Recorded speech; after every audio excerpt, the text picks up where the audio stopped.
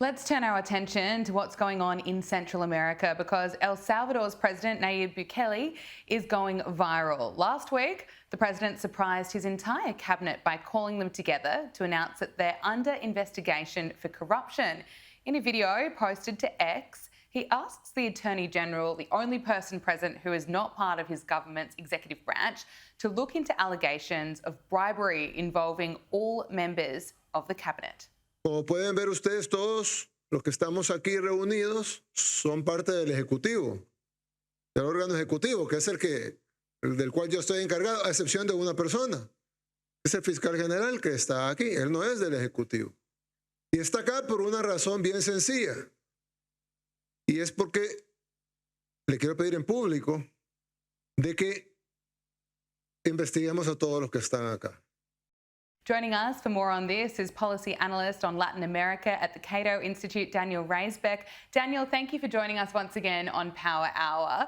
It's pretty rare that you see this in politics. And before we get your reaction to the video, can you tell us about who President Nayib Bukele is? Right. Well, what you see in the video is Bukele launching a, quote, war against corruption. I think it's a continuation of his war against crime. El Salvador has been, during the last few decades, one of the most violent countries in Latin America and, in fact, in the world. And this has, of course, changed with Bukele, who came to power around 5 years ago. And he has imposed very drastic measures against criminal gangs. So over 70,000 suspects are now in a very high security prison. And this has made El Salvador from one of the most violent countries in the world to one of the least violent in the region. On the other hand, this has been done by violating all types of due process.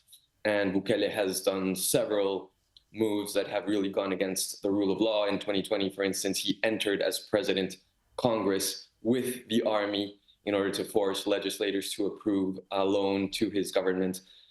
So there's already several instances of Bukele really installing the early stages of an autocratic regime. He's tremendously popular. He was just reelected, even though there wasn't supposed to be a re-election according to the Salvadoran constitution, which he changed. So on the one hand, he's tremendously popular. He has definitely solved the issue of crime for the time being. On the other hand, he has used very questionable methods, in my opinion, but he remains popular. And in the video, you saw him now trying to wage a war against corruption. And critics will say that it's not entirely transparent either, because, for instance, his attorney general is not as independent as it seems. And there has already been at least one profile arrest recently, one of his commissioners or top advisors. But as I mentioned, critics maintain that in order to have a war against corruption, the first thing you have to have is a division of powers and an independent judiciary, which in El Salvador, apparently you no longer have. It's pretty interesting that there's already been one high-profile arrest. Do you see more being made? Probably, especially if Bukele wants to portray himself not only as the victor in the war against crime, but also in the war against corruption. But again, I think in a certain sense, Bukele has won because there hasn't been very many times when the president of El Salvador is discussed outside of Central America or in the region, let alone across the Anglo-speaking world. On the other hand, as I mentioned, his tactics have been very heavy-handed, and we've seen it in the region, in Latin America, so many times where presidents are elected democratically and according to the rules and according to the Constitution, and they change the Constitution in order to stay in power. So we've seen it in Venezuela, in Ecuador, in so many countries, in Nicaragua, just to say in Central America. So the question is how long Bukele will stay. Until now, he is able to stay for 5 more years, but there's already talk of extending that for another 5 years. He is tremendously popular, and his party controls the vast majority of Congress, where there is no longer any type of valid opposition. So the question is to what extent there can be any rules or checks on his power, and of course, of course, power corrupts, and this is something that we're looking at closely in Central America.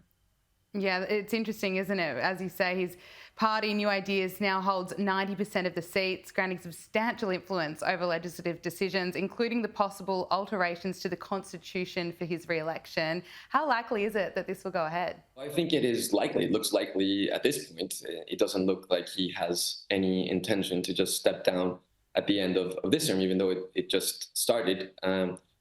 Personally, I would hope that he does, in order to have some type of rule of law in El Salvador, even though, admittedly, the system as it stood before failed completely in order to solve the main problem, which was criminality, which Bukele has indeed really cracked down on crime, and that's why I think you see his tremendous levels of popularity. The question is how long you can maintain that, because again, there have been numerous leaders in the region who have had, even with somewhat similar policies, very high levels of popularity.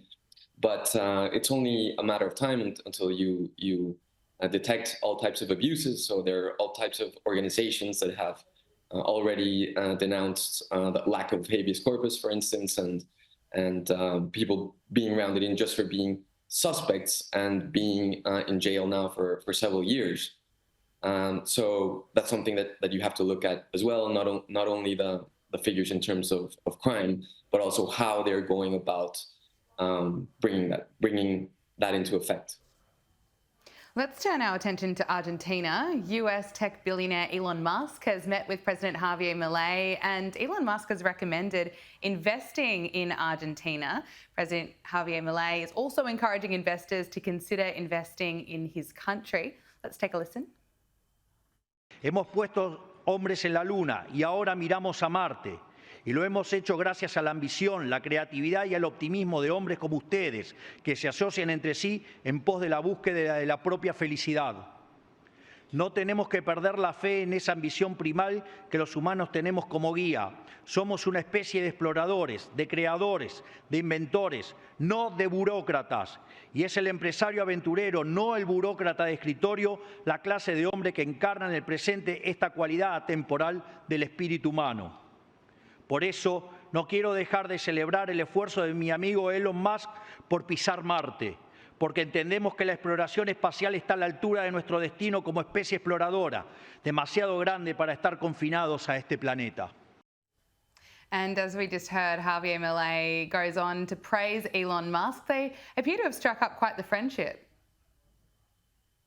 Yes, they've already met several times, and I think Milei's speech and the content of the clip you just shared is completely commendable. It's very refreshing indeed to see a leader really defending free markets and the role of entrepreneurs and business people in society. And I think that's why people like Elon Musk are also optimistic about investing in Argentina. What I'm concerned about is maybe a gap between rhetoric and reality. You see in Argentina, for instance, the Milei government hasn't got rid of its exchange rate controls. They still controlling certain prices in the economy. For instance, we saw this with private health insurance providers, and they haven't dollarized the economy. So what we're seeing is you are seeing a sharp drop in inflation, but that is coinciding with a sharp drop also in industrial activity. So over 20% in March alone, according to very recent figures. So you are seeing a drop in inflation, but that's also coinciding with a contraction in the economy.